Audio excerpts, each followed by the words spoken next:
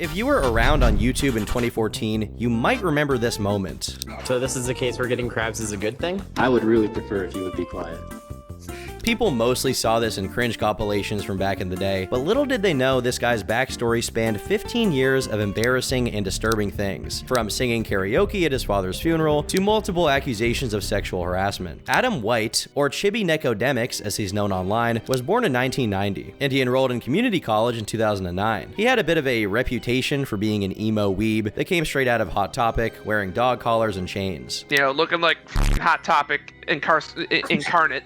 Unsurprisingly, his odd identity meant that he had very few friends, but one of the few he did have was a guy named Alan, known on YouTube as Big Al 2K6, snapshots of which were captured in Alan's YouTube videos. Together, they did a few skits and game reviews, but they had much greater ambitions. While still in college, they tried to organize Osaka Con, an anime convention at the school campus. We got the idea of coming up with Osaka Con, turning the college campus grounds into a convention, and so we got like licensing from Harmony Gold and the other companies that dubbed those types of shows to stream it. Despite how much it sounded like a weeaboo's pipe dream, the convention was quite promising, as he got licensing deals with a number of anime companies. They were supposed to make preparations for the con without talking about it, but Adam didn't get the memo. On his personal channel, he announced the convention while cosplaying as L from Death Note. It made such a poor impression that some people involved with the con were doxxed, pizza bombed, and received death threats. As a result, the anime event never happened. He eventually posted another video explaining why he wore a dog collar around his neck. Why do you wear a dog collar?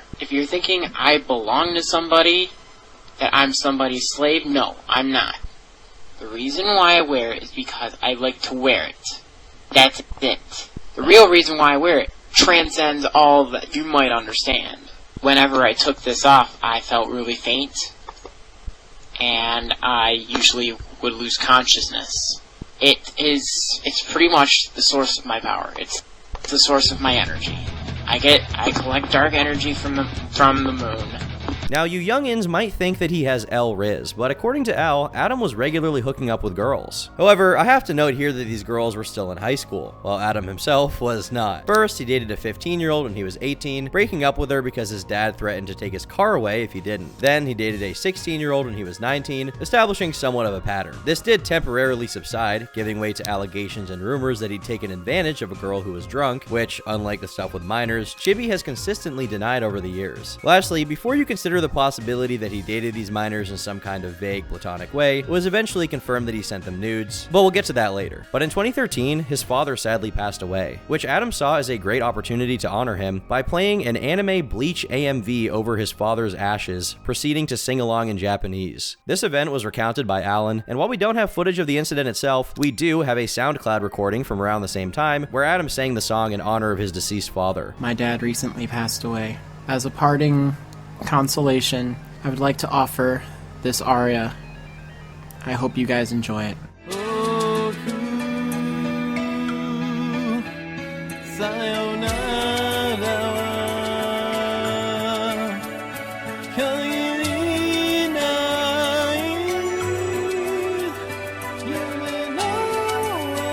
I gotta say, he's kinda killing it. Almost makes me forget he's singing anime music for his dead dad. Adam eventually dropped out of community college to stay home with his mom and stepfather, but it wasn't a complete waste, as he dedicated himself to becoming a speedrunner and streamer, partnering up with Twitch in 2014. In the same year, he attended the Summer Games Done Quick convention, or SGDQ for short. An interesting detail about his attendance is that he planned to meet another speedrunner called Ka_Zooey, giving her around $800 to get there. He didn't even try to conceal what his intentions were, as he went as far as announcing on Twitter that he was bringing condoms. Unfortunately, it didn't go his way, as the girl ended up using the money for something else entirely. Black-pilled once again. But it was during his attendance that he produced this infamous clip. So this is the case where getting crabs is a good thing? Yeah.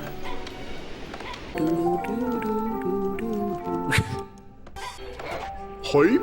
Which happened as he sat next to another speedrunner and began cracking one cringy joke after another. This was initially tolerated, but it got to the point where the guy doing the speedrun had to tell him to take it down a notch, resulting in him being silent for the next 30 minutes until someone who was watching the stream donated to get him talking again. $4.20 from 2 strains. I want to hear more of the guy in the green sweatshirt on the couch. Please let him talk more. which resulted in a potentially even worse moment. While the original stream has been taken down, the moment was immortalized in a video by Crobcat, which now sits at over 9 million views. The other speedrunner, Caveman, came out after the stream and expressed his negative feelings about Adam, essentially confirming what was obvious from the VOD. From what I understand, his name was Chibi, which is an excellent name for a man. I told him to be quiet because he was a f***er, and I didn't ask for him to be on the couch, and he just invited himself on, and sat shoulder length to me so I couldn't move my elbows, and just would not shut the f*** up. Many people forget how it was, but during this period, being cringeworthy was kind of a death sentence online. So the infamy he got from this moment followed him for months. While Adam streamed, the trolls watching him regularly sent him pizza, which his mother wasn't too happy about. You need to get off of it. 2 people now showed up. Passport pizza and breads.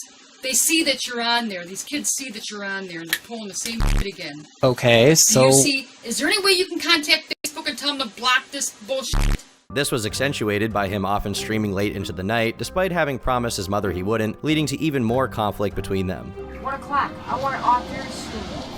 Well, it won't be off until about another 2 hours from now, because I'm in the middle of a speed run. I'm so sick of going over and over this shit with you. So am I. Then why aren't you listening to me? Because I have a life to live, and I'm living it. No, I'm gonna unplug it if you get a smart mouth on you.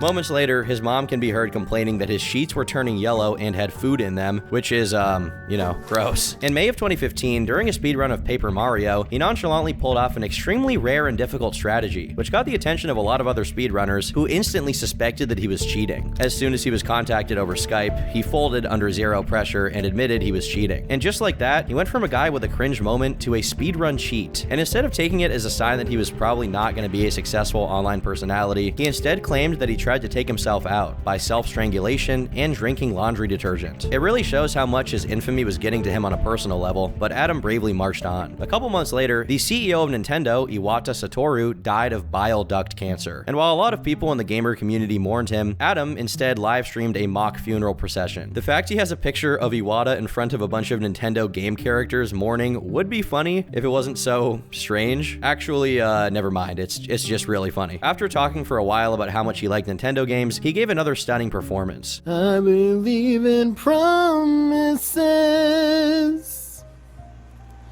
spoken as you cross your heart. Oh. It's worth noting how, while he's singing, a bunch of chat messages are getting deleted by his mods because they were all making fun of him. But as he continued to stream and stand the relentless charges of trolls, eventually one of them took it a step further, as his mother was called by one of his dedicated trolls named Jonathan. Hey, are you Adam's mom? Yes, I am. Yes, ma'am. I had some information I wanted to share you that your son has posted pictures of his penis online, and he admitted to sending them to a 17-year-old girl. What? No, I did not. Well, somebody's saying you did. As the call went on, we can hear Adam's mom talking to him as he drops a Tommy Wiseau in the background. This culminated in Adam's mom taking away his streaming privileges, prompting him to express his dissatisfaction on Twitter in the neediest and clingiest way possible. But luckily, he met another speedrunner who went by Fanatic Dreamer, who decidedly ignored everyone's advice and went out of his way to talk to Chibi. He later posted about his experience with Adam, saying, "At times I felt like being best friends with him was like having a child. He would keep coming up with ideas on how to rebuild himself on Twitch, and then I'd have to remind him that 90% of the community doesn't like him and won't want any part of anything he does. Then he'd get all depressed and..." which is in quotations because I truly believe it's all posturing purely for attention. Never once did he seek professional help for it or take seriously any of the therapeutic techniques I showed him to avoid those thoughts. It was all just a way of getting attention and making you feel bad for him, so you do most of the work for him. While talking to him, Adam came up with a brilliant plan on how to make everyone like him again. A charity stream. Enter Easter Speedsters, a Twitch marathon featuring a dozen different speedrunners doing their thing for charity. And while Fnatic managed all of it, Adam would be the face and take credit. Initially, things were going pretty well, as Fnatic got a bunch of speedrunners to agree with it and drafted a deal with a charity organization. But as Adam got involved, he started recruiting more people for no reason, and his new additions to the staff decided to make the marathon longer and move the schedule around, which made everything much harder. Instead of trying to smooth out these issues, they just called Adam on Discord for hours on end, where they almost exclusively talked about anime. After just 2 days of Adam's involvement, Fnatic stepped down from the project, which meant it was effectively abandoned since Adam had no idea how to deal with it. Whatever expectations that this would be a dumpster fire were not just confirmed, but surpassed. As soon as the stream started, Adam leaked his team viewer password, which allowed trolls to invade his computer and start streaming gay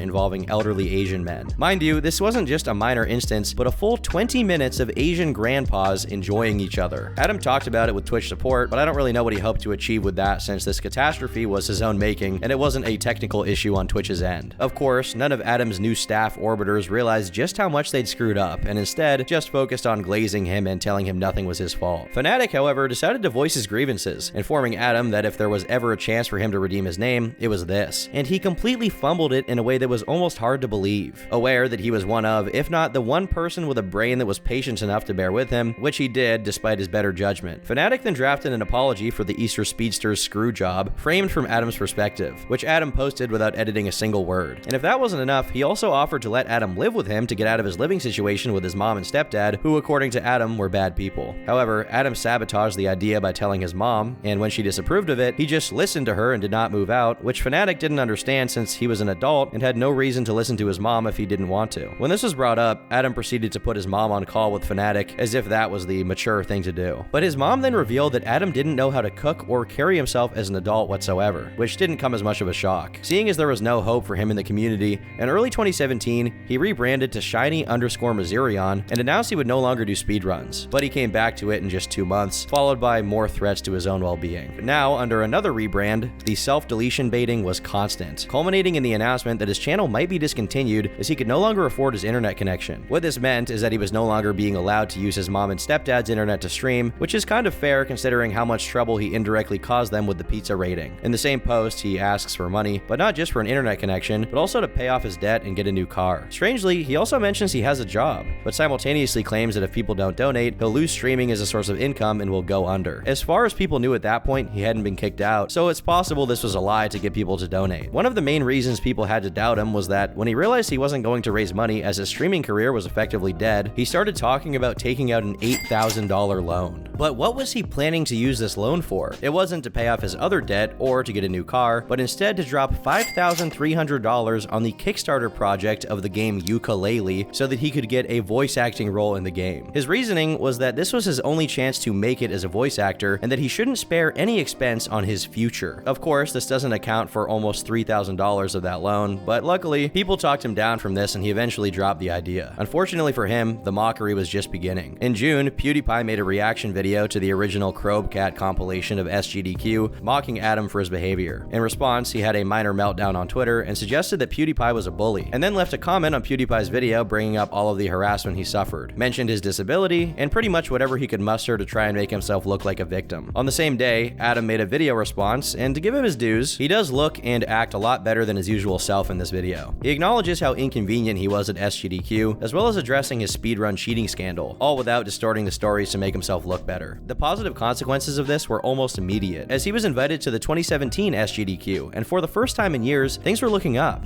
That is, until he figured out he had no money for food during his stay there, prompting him to ask for money from his followers. This, in turn, became its own issue, as someone pointed out to him that he was paying for several Twitch subscriptions while asking for food money, to which he replied that he had no idea those subscriptions had been draining his bank account for months. Regardless, he successfully raised enough money to attend, and soon after, announced he'd found a new girlfriend, named Emo Daidara. Just 2 days after SGDQ began, he got drunk and decided to try speedrunning Super Mario 64, a game he had no experience with. According to eyewitnesses, he was trying to flirt with girls and loudly screeching, which got so bad people started leaving the hall. Fortunately for him, this incident wasn't caught on camera, but apparently it was embarrassing enough that he spent the rest of his time there avoiding everyone. As for his new girl, they broke up within a few days. Or rather, Adam's mom broke up with her for him, as any 27-year-old man would. When she spoke out about it, she claimed that he abandoned her during panic attacks, refused to see her out of laziness, and wore her panties to relieve himself, whatever that means. She later went on to claim she gave him headphones, free rides, and even $150, none of which he reciprocated. As his relationship publicly fell apart due to his own negligence, his professional life was also unsteady. First, he was offered the position of manager at Burger King, which would be a major move up from his part-time job at Tim Hortons. But Burger King didn't call him back and he was let go at Tim's, meaning what was initially supposed to be a promotion turned into unemployment. Eventually, he and Daidara did get back together, culminating in a fateful stream where, while he played Mario, she read his Kiwifarms page front to back, almost as some kind of humiliation ritual for Adam, which he complied with for whatever reason.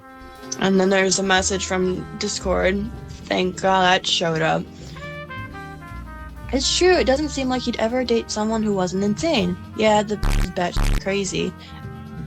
I have a privilege of being in his Discord during one of their fights. She went off on him after his mother broke up with her and posted a bunch of personal information about him in such a meaty tidbit. But online humiliation wasn't the only thing Adam had to look forward to. In August, he announced he'd be moving in with a roommate, and that he had a job interview which promised $13 an hour, which sounded pretty good. What he didn't expect was that Deidara got mad at him for not consulting her opinion on it first, followed by her getting extremely upset he would no longer have as much time to give her attention. The straw that broke the camel's back was when Adam talked to other people about playing Splatoon with them, a game she didn't have and couldn't afford at the time. She proceeded to go on a 4-hour-long rant on his Discord server and call his phone 70 times. When Adam finally went online, he didn't respond to her, opting instead to call her deranged, which seems true. A few days later, the relationship ended officially to no one's surprise. But what is surprising is that the reason he came up with to end it was that he didn't have an income, meaning he had failed to get the job. As he continuously failed to launch a successful streaming career, he wrote a new Pastebin post lamenting his situation, saying he couldn't pay for any of his bills and that his stream was no longer making any money. But instead of seeing this as yet another opportunity to jump ship and leave the internet, he decided to ask for money again to sign up for next year's SGDQ, as well as begging for a place to stay during it. A while after that, someone going by the name Logan Wyatt claimed to have gone to a convention with Adam back in 2010 or 2011, when Adam was at least 20 and she was as young as 16. She shared a number of DMs in which he begged for her attention, complained about missing his ex, and more tellingly, shared regret over how he'd ruined what he and Logan Wyatt had. Mind you, they'd never been in a relationship and she had a boyfriend at the time. When she stopped talking to him as frequently due to having a lot of schoolwork, he instantly became hostile towards her, and if her account of their interaction is true, made threats toward her that required her to be escorted during conventions to prevent them from meeting up alone.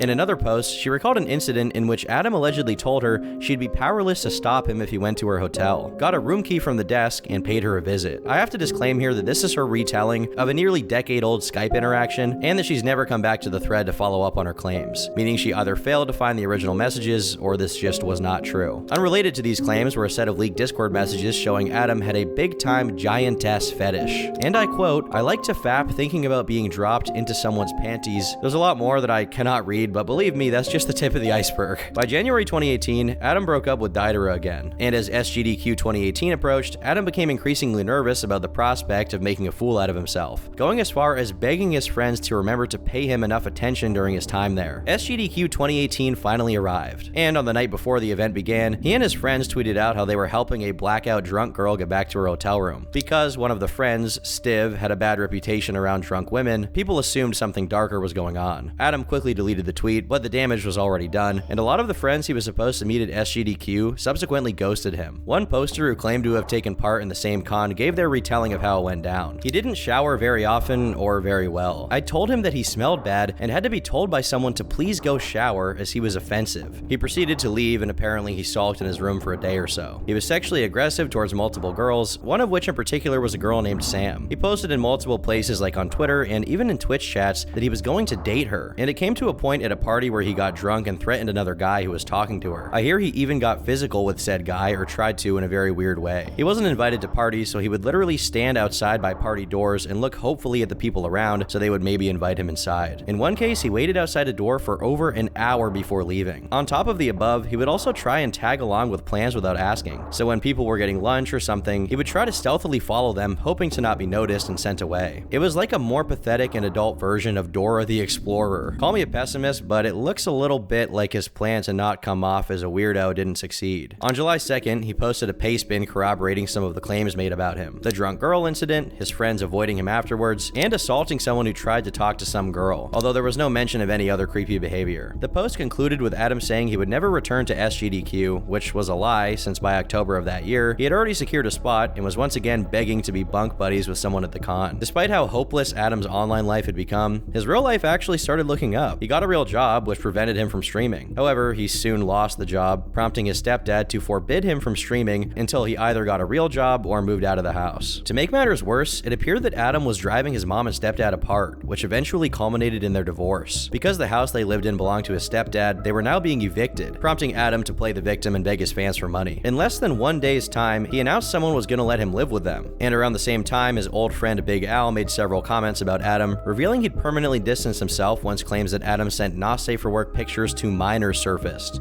ratting Chibi out to his mother and informing her of Chibi's dick pics that were sent to minors on the internet. Additionally, he shared the story of Osaka-con, noting that it turned their college into a laughingstock and supposedly ruined another friend's chances of having a career. But eventually, Adam found out what was going on, and tweeted at Alan saying they needed to talk about how he needed to talk to him. He also commented on YouTube videos talking about it, bragging about how little he cared, while simultaneously claiming that talking about him was defamation and was hurting his ability to get a job, followed by him then taking another break from the internet due to all of the drama. For 2 months, there was actual peace, until Adam came back to announce he was once again soon to be evicted. This emergency didn't prevent him from continuing to make plans for that year's SGDQ though. The man has priorities. He'd rather risk going homeless than not go 1 year without attending a speedrunning convention. By April, he had a new job and was also looking for another, but before he could get to a place of stability, he decided to quit his job entirely and go all in on Twitch streaming, or so he said. It later turned out he was actually quitting because he was written up for getting the wrong address from a customer. He did this right before his date of eviction was coming up, and he dealt with it not by trying to secure housing, but instead by threatening to tell his landlord that his roommates were housing him despite his name not being on the lease. Because of how poorly this was handled and the fact he was about to be evicted, he announced he was retiring from Twitch streaming altogether, despite having just quit his job to do it. Immediately after, he hit his followers with a double whammy. His mother was going to lose her house because she had to pay for his grandfather's medical bills as he suffered from cancer. To help them, Adam organized a charity stream. However, some people pointed out that if he wasn't completely lying about the story, he was partially stretching the truth, as he had previously mentioned that both of his grandfathers had already passed away years prior. With all of this happening at the same time, Adam's online career was on death's door, but it somehow continued to manage limping on. He would find and subsequently lose jobs, go broke, try and fail to make money off of streaming, beg his followers for attention and money, and the cycle would repeat. After he once again announced he'd be attending SGDQ, he dared people to troll him. This quickly went down as yet another very dumb decision on Adam's part, as a nude picture of him somehow surfaced. He was strangely unbothered and even used it as an opportunity to advertise himself, leading others to think that he leaked it for attention. Whether that was the case or not, Adam proceeded to repost his own nudes on his main Twitter account, which definitely puts a whole dent on his whole "the trolls are making employers not hire me" shtick. When you're putting up pictures of yourself butt naked on your own public profile, you're doing it to yourself really. Despite this, he somehow managed to secure a position as a sales rep for AT&T, and for the first time in his life, he was actually making decent money. He claimed to have become the second best sales rep in the country, and by March, he had apparently saved up $8,000. But job or not, Adam continued to be the same person online, constantly begging for attention on every social media platform. His tendency to overshare and engage with complete strangers on absolutely any topic was put into absolute overdrive as he became more political, leading to a twitlonger that basically covered all the bad things that had ever happened in his life. He starts it out by mentioning the pandemic and racism, although he quickly veers away from those topics into what he really wanted to talk about: his hardships. Some of them, if true, are quite legitimate. His diagnoses of autism, ADHD, depression, and anxiety, as well as a pretty traumatic story of him involving being the victim of SA as a child, which I won't go in depth on. However, he goes straight from that to his online controversies, which, besides being ridiculous in comparison, are unfortunately for him all his own fault. Additionally, he brings up his detergent and strangulation self-harm story here, although here he says he did it after PewDiePie made fun of him, instead of when he originally claimed it happened, which is after he got caught cheating on a speedrun. When people brought this up, he acknowledged the inconsistency, which, while possible, is kind of odd since that's not the kind of thing you misplace considering how extreme and traumatic it can be. Another issue people had is that in his twitlonger, he didn't mention Logan Wyatt's claims at all. First, he said his memory was hazy, but then he confidently said he didn't do anything he was accused of. But a few weeks later, Adam decided to post another controversial twitlonger, this time accusing fellow streamer It's a Geiger of sexual assault. In it, he recounts being drunk and vulnerable at some event, with Geiger comforting him and hugging him. Eventually, Geiger allegedly started groping Adam, prompting Adam to pull away, at which point Geiger disengaged and nothing happened after. Adam then alluded to similar situations having happened at other times, but he doesn't go into specifics. Besides these twitlongers, another significant development in the story is what Adam's stepfather had done, which Adam proceeded to talk about, claiming that he, or the trolls, were responsible for it somehow. Having had enough of Adam's online buffoonery, Alan allowed the DMs he'd sent to a Kiwifarms user to be shared with the forum, and they revealed a series of things about his relationship with Adam. For example, in one of his twitlongers, Adam claimed Alan was selfish and never gave him attention, which Alan countered by saying he repeatedly paid for Adam's food and transportation when the two were still close. Alan added that he stayed friends with Adam even when no one else was, which he eventually explained was due to a promise he made to Adam's stepmother at his dad's funeral. He only cut ties when he heard about the allegations of Adam sending photos to minors. Al went into more detail on a podcast he eventually took part in, but he mostly covered things we already talked about. Eventually, Adam tried to explain why he was such an unproductive and dysfunctional person at the time. According to him, he wasn't actually a slob or a leech like everyone claimed. Instead, he said he was cosplaying as a character who had those attributes, and in order to remain faithful to the cosplay, he had to commit to the role. This is not a joke, this is something he actually said to explain why he destroyed Osaka Con. It shouldn't surprise you that at this point, the only people still sticking around Adam were his orbiters, who were just as deranged as he was, if not more. After he gave up on being a streamer, voice actor, realtor, and a dozen other pipe dreams he had over the course of a decade, Adam now said he wanted to be a video game developer, which he pursued by casually asking questions on Twitter while simultaneously simping for random people. Unfortunately, he's had a bit of a history of being attention thirsty, but it got really bad in 2021 as he began spamming tweets at OnlyFans girls, as well as any girl that had the misfortune of falling into his crosshairs. In October, he once again gave up on his developer ambition and took up a new hobby, professional music. This was inspired by a performance he gave in a karaoke bar, which got applauded by an audience of drunk middle-aged people. But before he could even take the first step toward the music industry, he changed his mind and decided to become a therapist instead. Until the next day, when he realized he needed to get therapy, not become a therapist. Ultimately, all of this was just distractions while he continued to stream himself playing video games poorly to 2 people. Like he did with the Twitlongers, whenever he was in need of attention, he brought up the controversies of his past and ranted about them again. But in 2023, he had a new plan. He would be attending Colossal Con. At least he thought he would be because he never actually went. But what he did do was join a 21+ Discord server attached to the convention, telling everyone in there about his life whenever he could. The server also had a not safe for work chat, which Adam contributed to a few times, which eventually escalated to him promising a lewd surprise to anyone who reacted to his posts. The surprise was an edited compilation of him gooning, which got him kicked from the server for sending unsolicited nudes. I think he engaged so much with OnlyFans girls on Twitter that he thought this kind of thing was just normal or something. This caused Adam quite a bit of backlash. When people brought up the fact that there were a lot of allegations about him being some kind of degenerate who sent nudes to minors, he simply responded by saying that he was now a different person. The only wrinkle with this explanation is that there were brand new accusations being made. A girl named Brooke alleged that Adam had stalked her friend Samantha in 2022. Her story went that he asked her to hang out, and when she rejected him, he proceeded to find out what bar she went to with her friends and follow her there, only leaving when they confronted him about it. While it's unknown to what degree this story is true, Adam reacted to it by saying he had done something unforgivable and was going to leave the internet forever. Of course, just a few weeks later, he was back to streaming, once again reacting to all of the controversies in his life to try and reframe them in a way that was favorable to him. This was done with a YouTuber named Mega Zakari, and it seems Adam thought this would be a pretty softball interview, until Zakari decided to bring on an unannounced guest, Big Al. We have a special guest.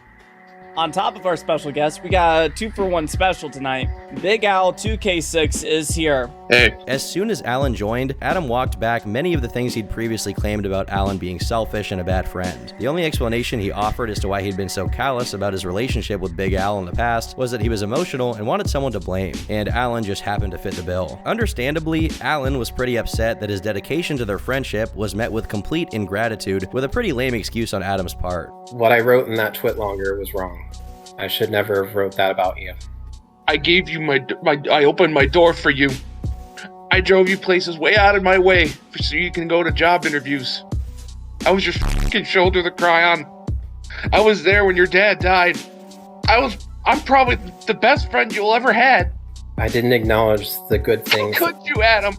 As the conversation continued, Adam's complete lack of emotion was eventually noticed by the other people in the stream, and once it was pointed out, he started pretending he was about to break down. Once the chat called him out for trying to cry on purpose, he went right back to normal. After this stream, he once again attempted to rebrand, deleting all of his socials and starting new ones. He seems to think that changing his name will just fix it all. What he doesn't seem to get is that people dislike him for his behavior, not just because they associate his name with his cringe moments. So changing accounts but continuing to act the same way he did on the previous, which is what happened here, was just going to doom him to the same fate over and over again. In July, a user called Moon River leaked her conversation with Adam, where across 50 screenshots, the two engage in some pretty nasty exchanges I'd prefer not to read here. It should be noted here, however, that it reached its boiling point when Moon River sent Adam a picture of her peeing, which she tried to frame as a consequence of Adam's manipulation. First off, I don't really think Adam's intelligent enough to manipulate someone, and secondly, unless you're literally mentally 1 year old, you're not gonna spontaneously spontaneously send a picture of yourself peeing, unaware of the consequences, especially to Chibinekodemyx. But this wasn't a game changer as far as reveals go, it's just kind of funny. A month later, Adam announced he planned to move to Japan once he got his bachelor's degree in game design, and asked which jobs he could feasibly get that only required a minimal understanding of the Japanese language. And a few months later, he announced his graduation and took a trip to Japan, documenting his entire journey. He actually applied to a few jobs and surprisingly got a call back. Despite his occasional oversharing meltdowns online, things were definitely looking up, and when he returned to Japan to follow up on the job position, he got interviewed for a Japanese TV show called Why Did You Come to Japan, which he showed up to in all of his Reddit glory. It doesn't seem he succeeded to get a job in Japan since he continued to work for AT&T, but regardless, from this point onward, he frequently made trips over there, presumably for some weeaboo leisure. With a stable source of income that allowed him to pursue his goofball endeavors, this was as good a moment as any for him to perpetually leave the internet for real and enjoy the rest of his life unbothered by trolls. But unfortunately, his addiction to online attention got the best of him once again. In April of 2024, there was a drop of over 100 screenshots of Adam engaging in not safe for work conversations with a troll who had told Adam they were a 16-year-old girl. While this initially seemed pretty damning, Adam actually responded by providing his own screenshots of the same exact conversation, but instead of 16, the user had claimed to be 22, meaning Adam hadn't done anything wrong. Additionally, he provided a screenshot of the user explicitly giving him full consent to message him in any context he wanted to. His detractors provided other messages that supposedly showed he knew the person he spoke to was underage, which he claimed were edited. Indeed, if one message was edited, any and all of them could also be edited, so in this particular situation, there's no way to confidently prove if he's guilty. Besides that situation, he also announced he joined a polyamorous relationship and moved in with them, which sounds like a Final Fantasy house nightmare I don't even like imagining. However, it ended just a week after it started, potentially due to the accusations made about Adam. But so far, it seems like Adam has succeeded in skating by, unscathed throughout all of his controversies. Although I doubt it will hold for long since he's been seen hanging around one of his ex-girlfriends again, which makes me think an expose could be incoming. Ultimately, we don't need to hope for Adam's downfall, because if his story has taught us anything, it's that he is his own worst enemy. I've been Turkey Tom, thanks for watching, and until next time, leave me alone.